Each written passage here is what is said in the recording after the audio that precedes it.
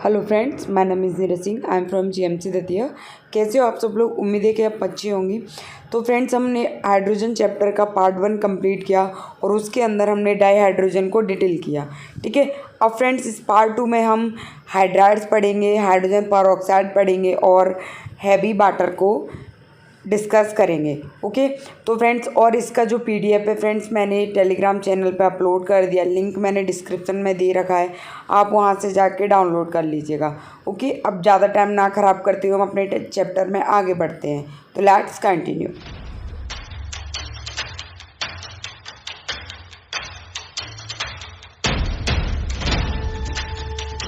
तो फ्रेंड्स देखो, अब हम देखेंगे हाइड्राइड्स। तो हाइड्राइड्स क्या होते हैं? तो हाइड्रोजन जो होती है वो किसी भी एलिमेंट से रिएक्शन करके क्या बनाती है? हाइड्राइड बनाती है। ठीक है, तो देखो complete element, almost all element जो पीटी के अंदर प्रेजेंट हैं वो हाइड्रोजन से रिएक्शन करके हाइड्राइड बनाते हैं, except noble gas. Noble gas hydrogen से रिएक्शन करके हाइड्राइड नहीं बनाती है। समझी बात?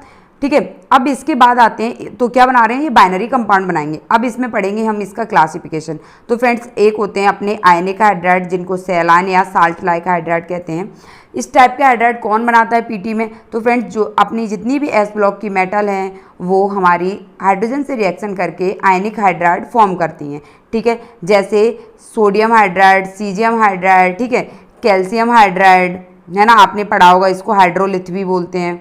ठीक है, तो ये जो हैं क्या बन गए हमारे आयनिक हाइड्राइड। लेकिन एक्सेप्ट बेरिलियम और मैग्नीशियम। बेरिलियम और मैग्नीशियम के जो हाइड्राइड होते हैं फ्रेंड्स, ये हमारे जो हैं कैसे होते हैं? कोवेलेंट नेचर के होते हैं। कैसे होते हैं? कोवेलेंट नेचर के होते हैं। समझ में आई? अब हम चलते हैं अगले टाइप जो है हमारा मेटेलिक या इंटरस्टिशियल हाइड्राइड। तो देखो समझ में आ रहा है, इंटरस्टिशियल कौन बनाते हैं भाई? डी ब्लॉक और ए ब्लॉक की मेटल। ठीक है, तो देखो ये इस टाइप के जो हाइड्राइड है कौन बनाता है? डी एंड ए ब्लॉक के जो एलिमेंट्स होते हैं वो मेटेलिक या इंटरस्टिशियल हाइड्राइड बनाते हैं। ठीक है, अब फ्रेंड्स पीटी के अंदर 7th, 8th और 9th ग्रुप के जो एलिमेंट हैं, कौन से? 7th, 8th और 9th ग्रुप के जो एलिमेंट हैं वो हाइड्राइड नहीं बनाते हैं। ओके, तो कौन कौन से हैं 7th ग्रुप के एलिमेंट? क्या है फ्रेंड्स? ये आपको याद होने चाहिए, है ना। तो इसको अपन याद रखते हैं, मन, टेक, रेक, है ना, और भानु। ठीक है ना, ऐसा एक ट्रिक है ना, मन, टेक, रेक, भानु। तो आप तो ये 3 एलिमेंट याद रखिए। ठीक है, ये 7th ग्रुप के एलिमेंट है। फिर आते हैं फ्रेंड्स 8th ग्रुप के कौन कौन से एलिमेंट है? तो अपन को इसको याद करते हैं, फ्यूज, आयरन, ठीक है, रुथेनियम और ऑस्मियम, फ्यूज। ठीक है, 9th ग्रुप के एलिमेंट कौन कौन से फ्रेंड्स? कोबाल्ट, रुहुडियम और इर्बियम। ठीक है, कौन कौन से हैं? कोबाल्ट, रुहुडियम और इरिडियम। ओके, तो ये तीनों ग्रुप के जो एलिमेंट हैं अपने हाइड्राइड फॉर्म नहीं करते हैं। ठीक है, फिर आते हैं ग्रुप 6। ग्रुप 6 का फ्रेंड्स ओनली क्रोमियम ही हाइड्राइड बनाता है। ग्रुप 6 के एलिमेंट क्या होते हैं? करोमोन, ब्रथ। ठीक है, तो ये दोनों हाइड्राइड फॉर्म नहीं करते हैं, ओनली क्रोमियम बनाता है। और कौन सा बनाता है? CrH। ठीक है, उसके बाद आते हैं फ्रेंड्स, देखो प्लेटिनम और पैलेडियम। ये मेटल जो होती हैं, इन मेटल की प्रॉपर्टी होती है हाइड्रोजन को अपने अंदर क्या करवाना? एडजॉर्ब करवा के रखना। ठीक है, ये जो है हाइड्रोजन का लार्ज वॉल्यूम अपने अंदर कलेक्ट कर लेती हैं अपने साथ में। इसीलिए फ्रेंड्स इन मेटलों को हम जो है हाइड्रोजन स्टोरेज के रूप में यूज करते हैं।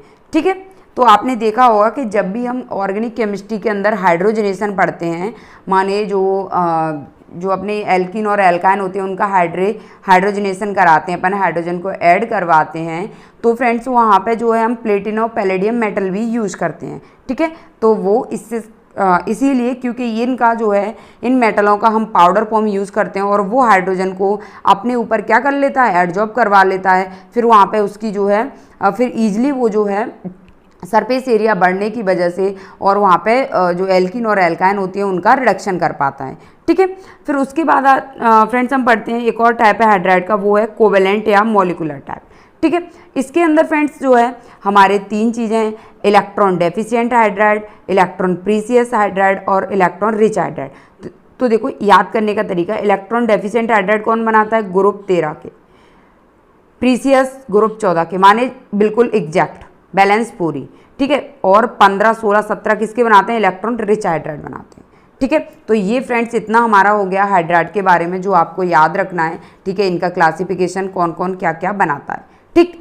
अब फ्रेंड्स हम इसके अनोदर टॉपिक पे बढ़ते हैं, उसे कहते हैं हम फ्रेंड्स हाइड्रोजन परऑक्साइड, सॉरी, ठीक है। हाइड्रोजन परऑक्साइड के बारे में डिटेल करेंगे। तो सबसे पहले फ्रेंड्स हाइड्रोजन परऑक्साइड से समझ में आ रहा है यार इसके अंदर परऑक्साइड बॉन्ड है, ठीक है। सबसे पहले हम इसकी प्रिपरेशन देखेंगे। तो फ्रेंड देखो, प्रिपरेशन हमें वही याद रखनी है जो एनसीईआरटी के अंदर दी है, यदि बाई चांस पूछ ले तो, ठीक है। तो देखो सबसे पहले हम बेरियम जो परऑक्साइड होता है, बेरियम परऑक्साइड का क्या करते हैं, एसिडिफिकेशन करते हैं, माने बेरियम परऑक्साइड को एसिड से रिएक्शन कराएंगे, ठीक है। And excess of water remove by evaporation. तो मान लो कि हमने जो है क्या किया, इसका इससे रिएक्शन कराया और फिर इसके अंदर ये जो वाटर है, ये जो वाटर है ना, इसके क्रिस्टलाइज वाटर, उसका हम एवोपरेशन के द्वारा, बाष्पीकरण के द्वारा इसको क्या करते हैं, वाटर को बाहर निकाल देते हैं, ठीक है। तो हमको क्या प्राप्त होता है, H2O2 प्राप्त होता है, ठीक। अब आते हैं फ्रेंड्स इसकी अनोदर मेथड क्या है। तो फ्रेंड्स अनोदर मेथड है इलेक्ट्रोलाइसिस ऑफ एसिडिफाइड सल्फेट। तो देखो ये जो हमारा सल्फेट आयन है इसका हम क्या करेंगे, इलेक्ट्रोलाइसिस करेंगे। तो हमको क्या प्राप्त होगा फ्रेंड्स, H2H2O8, ठीक है। इसे क्या कहते हैं, इसे कहते हैं फ्रेंड्स, आपने पढ़ा होगा क्या, इसको मार्शल एसिड कहते हैं, मार्शल क्या बोलते हैं, मार्शल एसिड, ठीक है। और एक और नाम इसको बोलते हैं परऑक्सो डाई सल्फ्यूरिक एसिड, क्या बोलते हैं, peroxo di sulphuric acid, okay. एक और आपने देखा होगा उसका समस्थानिक होता है H, क्या होता है, H2SO5, ये होता है कैरो एसिड, ठीक है। ये नाम रहते हैं इनके, मैं यहाँ क्यों बोल रही हूँ, क्योंकि इन दोनों के बीच में क्या होता है, इन दोनों में परऑक्साइड बॉन्ड होता है, ठीक है। ये क्या है, सल्फर के ऑक्सी एसिड है, ओके। तो चलो ये अपन अपने टॉपिक पर वापस बात करते हैं। तो देखो ये जो है मार्शल एसिड है। अब मार्शल एसिड का हम क्या करते हैं फ्रेंड्स, बाद में हाइड्रोलाइसिस करते हैं तो हमको H2O2 प्राप्त हो जाता है, क्योंकि हमें तो H2O2 नहीं प्राप्त करना है ना, बस, ठीक है। तो ये हो गई सेकेंड मेथड। अब आते हैं फ्रेंड्स अनोदर मेथड, वो है इंडस्ट्रियल मेथड, ठीक है। अब देखो इंडस्ट्रियल मेथड में क्या करते हैं फ्रेंड्स, इसमें ऑटो ऑक्सीडेशन कराते हैं किसका, 2 एल्काइल एंथ्राक्विनोल का, ठीक है। 2 एल्काइल एंथ्राक्विनोल माने कोई एल्काइल ग्रुप होगा और उसका हम ऑक्सीडेशन कराएंगे तो हमको क्या प्राप्त होगा, जो है स्ट्रक्चर वगैरह आपको ध्यान नहीं रखनी है, इसकी बहुत बड़ी स्ट्रक्चर कोई मतलब नहीं है क्योंकि इतना पूछा नहीं जाएगा, ठीक है। तो इसका ऑक्सीडेशन होकर के हमको क्या है, H2O2 प्राप्त होगा, बस ये नाम याद रखना है, ठीक है। अब आते हैं फ्रेंड्स H2O2 की फिजिकल प्रॉपर्टीज जो होती हैं उनके बारे में, ठीक है। तो देखो H2O2 जो है फ्रेंड्स प्योर स्टेट में जो है वेरी पैल्क ब्लू या लगभग ये कलरलेस होता है, ठीक है। प्योर स्टेट में कैसा होता है, वेरी पेल ब्लू या कलरलेस होता है, ठीक है। H2O2 जो है का स्ट्रक्चर जो है फ्रेंड्स, ये ओपन बुक लाइक स्ट्रक्चर होता है। कैसा होता है फ्रेंड्स, ओपन बुक लाइक। आपको याद रखना है फ्रेंड्स H2O2 और H2O2 H2S2 ये दो कंपाउंड है फ्रेंड्स, इनके स्ट्रक्चर जो हैं सिमिलर होते हैं, इसकी भी ओपन बुक लाइक स्ट्रक्चर होती है। तो देखो ओपन बुक लाइक स्ट्रक्चर कैसे बनती है, ये देखो आप इसको देखो। सबसे पहले क्या ये बुक लाइक नहीं दिख रही, मान लो आप लेट के ऐसे पढ़े, मतलब पढ़ रहे हो बुक को, ये ऐसे खुली किताब, ठीक है। तो ये ओपन बुक लाइक स्ट्रक्चर होगी, ठीक। अब आते हैं फ्रेंड्स इसके अंदर जो है डाईहेड्रल एंगल पढ़ते हैं, ठीक है।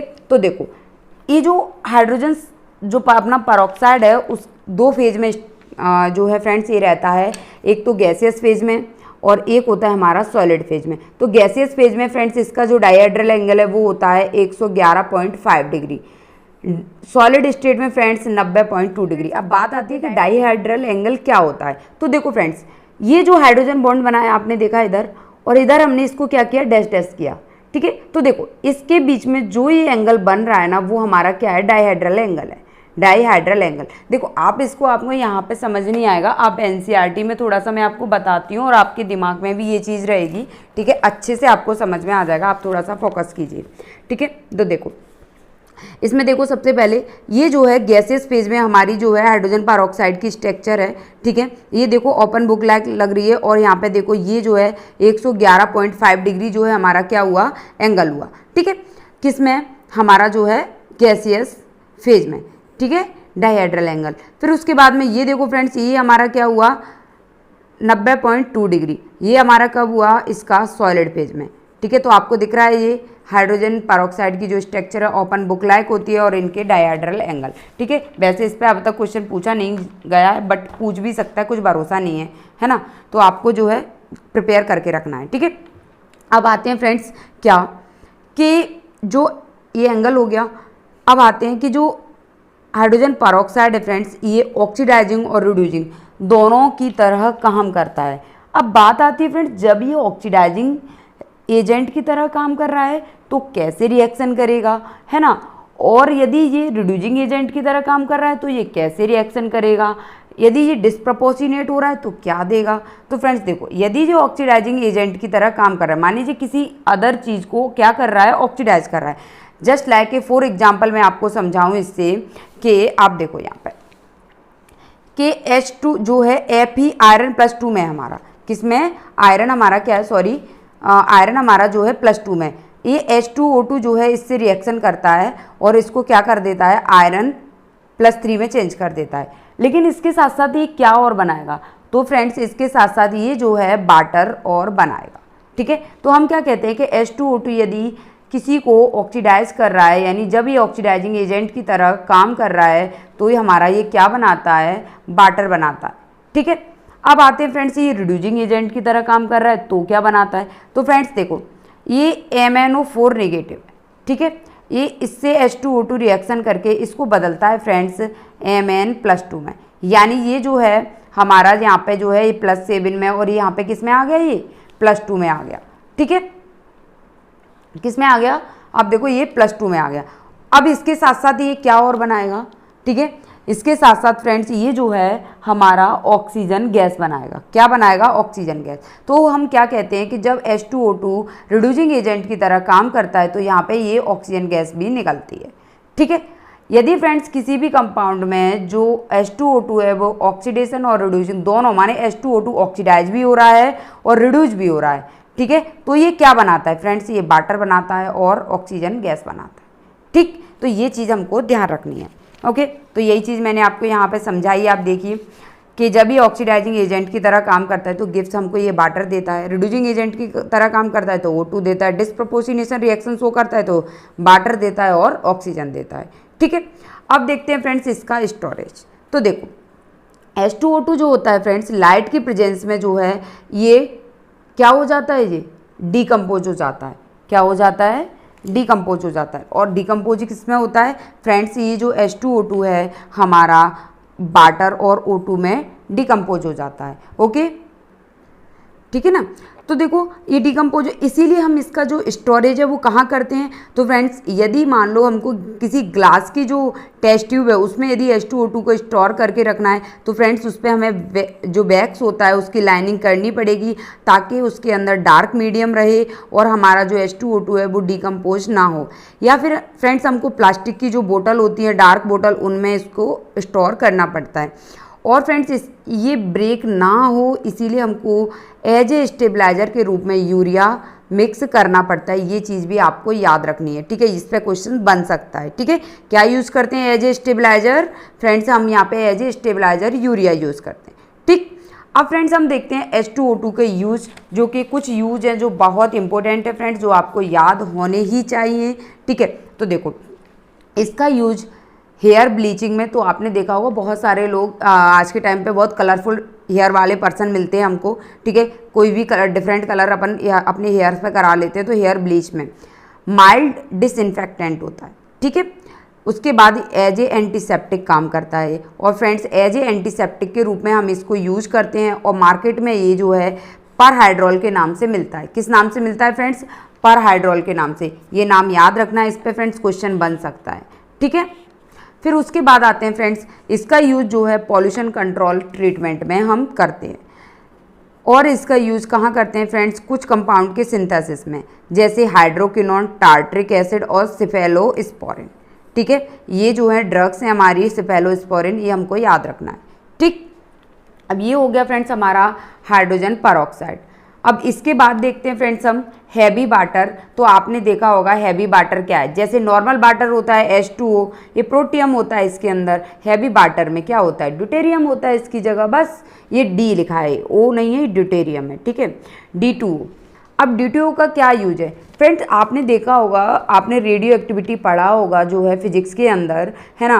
तो आपने देखा होगा कि हम न्यूट्रॉन की बमबारी करते हैं। क्या करते हैं रेडियो एक्टिविटी में, कोई भी न्यूक्लियस को, जो रेडियो एक्टिव जो मेटल होती हैं हमारी, उनको एक एलिमेंट को दूसरे में चेंज करने के लिए हम उन पे क्या मारते हैं, न्यूट्रॉन मारते हैं। तो फ्रेंड्स न्यूट्रॉन जो है इतनी हाई स्पीड से जाता है कि वो कभी कभी एक्सप्लोसिव हो सकता है, मतलब बहुत ज़्यादा विस्फोटक हो सकता है।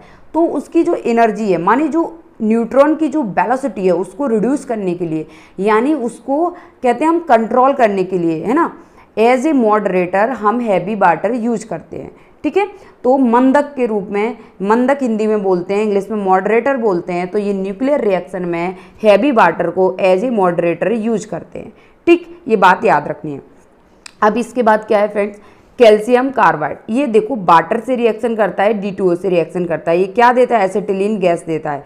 एल्यूमिनियम कार्बाइड जो है वाटर से रिएक्शन करके क्या देता है फ्रेंड्स, ये जो है मीथेन देता है। तो ये रिएक्शन आपको याद रखनी है। ठीक है, ड्यूटेरियम यूज़ कर रहे हैं इसीलिए यहाँ पे DD आ रहा है, लेकिन यदि वाटर यूज़ करते तो यहाँ HH आता। ठीक है, और ये भी आपको याद रखना है, कैल्शियम कार्बाइड इससे रिएक्शन, ये बहुत इंपॉर्टेंट है। कौन सी गैस देता है, ये क्या है, ये एसिटिलीन, याद होना चाहिए, समझ में आई।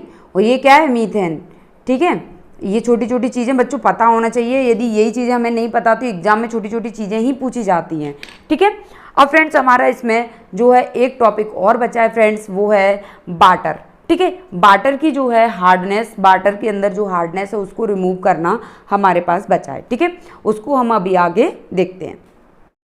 तो फ्रेंड्स वाटर की हार्डनेस वाले जो टॉपिक है उसको हम अपनी नेक्स्ट वीडियो में कवर करेंगे। ठीक है, आप दोनों वीडियो को देख लीजिएगा, फिर इसके बाद की जो नेक्स्ट वीडियो उसको देखना, उसमें हमने वाटर की हार्डनेस को कवर किया है। ओके, तो बच्चों आप अच्छे से पढ़ते रहिए, और एग्ज़ाम पास आ रहा है तो प्लीज़ बिल्कुल डरना मत और अच्छे से मेहनत करो।